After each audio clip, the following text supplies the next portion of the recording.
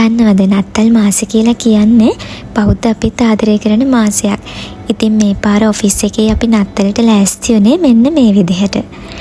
Office එකේ හැමෝම එකමුතු වෙලා ඩෙකරේෂන් කරත් ලංකාවේ අපිට හිතුණා එයාලට හොරෙන් අපේ ආදරේ මේ නත්තලේ එයාලත් එක්ක බෙදා ගන්න. ඒ වගේම එයාලව සර්ප්‍රයිස් කරන්නත්. ඉතින් ඒ නිසා අපි ලංකාවේ 3 දෙනෙක් ඉන්නවා ගර්ල්ස්ලා. ඉතින් අපි 3 දෙනා එකතු වෙලා එයාලට හොරෙන් එයාලව සර්ප්‍රයිස් කරන්න මෙන්න මේ නත්තල් සීයව ඇඳලා පාට කරලා හරි ලස්සනට වැඩ පටන් ගත්තා. අපි ඉතින් මේක හොරෙන් කරන්නේ. ඒ නිසා කාටවත් නොදැනෙන්න අපේ බෝඩ් රූම් එකට වෙලා අපි මේක කරන්න පටන් ගත්තත් ඉන්දියන් බොයිස්ලා දෙන්නෙක්ගෙන් නම් අපිට මේක හංගන්න බැරි වුණා. මොකද එයාලා නිතර ඇතුළට ඇවිල්ලා බැලුවා අපි මොකක්ද මේ කරන්න ලෑස්ති වෙන්නේ කියලා. ඊට පස්සේ ඉතින් අපිට එයාලා දෙන්නට කියන්න සිද්ධ වුණා අපි මොකක්ද මේ කරන්න ලෑස්ති වෙන්නේ කියලා. ඉතින් අපි ඒ දේ එයාලට කිව්වට පස්සේ ඒ දෙන්නත් අපිත් එක්ක වාඩි වෙලා අපිට උදව් කරන්න පටන් ගත්තා. ඉතින් ලංකාවේ අපි 3 දෙනෙක් හිටියත් එක අක්කා කෙනෙක් ගොඩක් දුර ඉන්නේ. ඒ නිසා එයා කලින් ගියා. මායි මගේ අනිත් යාළුවයි අපි දෙන මේ වැඩ ඔක්කොම ඉවර කරලා 8ට විතර එළියට ගියා මේගොල්ලන්ට තෑගි මොන හරි අරගෙන එන්න. ඉතින් අපි දෙන්නට ගොඩක් මහන්සි දැනුණත් එදා ඒ දේවල් අපේ හිතට පුදුම තරම් සැනසීමක් ගෙනාවා. ඉතින් මේ දේ පුංචි දෙයක් වුණත් අපි මේ දේ කරාට පස්සේ ඒගොල්ලන්ගේ මූණවල තිබුණු ඒ සතුට දැකලා අපේ හිත ඊටත් වඩා සතුටින් පිරුණා. ඉතින් ඔන්න නත්තල් දවසත් ආවා.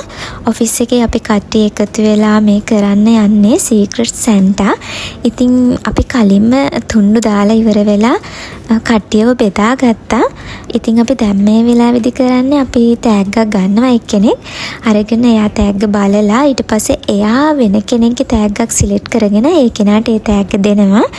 දීලා ඔක්කොම ඉවරුණාට පස්සේ අපි කට්ටියම ගෙස් කරන්න ඕනේ කවුද Tamanට හම්බුන සීක්‍රට් සැන්ටා කියලා. හැබැයි මට නම් ඒ වෙලාවේ gift එක දුන්නේ කවුද කියලා හොයාගන්න බැරි වුණා. මොකද ගොඩක් තෑගි හම්බුන නිසා. ඉතින් හරි ලස්සනට එදා ඒ නත්තල් දවස අපි හරි ආසාවෙන් ආදරෙන් බෙදාගත්තා.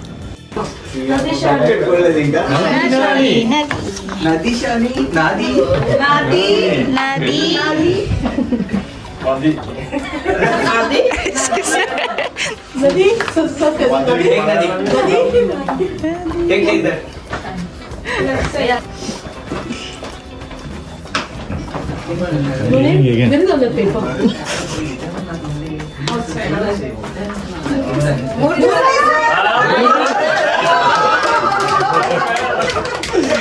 Once more. Once more.